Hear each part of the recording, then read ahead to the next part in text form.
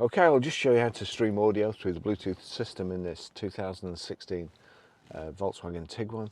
So what we do, we select music, select a record, click play. I'll just turn that down, but if you can see there, the little silver triangle with the 3 silver circles, that's playing through my sunglasses at the moment, so I'll just switch them off. So I'll switch them off. It's gone to VW Bluetooth. That means anything that any music that plays on my mobile phone, so long as this is set right, it will play through the speakers. So all we need to do now, go to media there, you'll see that's on auxiliary. So what we have to do there is go to source, click source and then BT audio, and then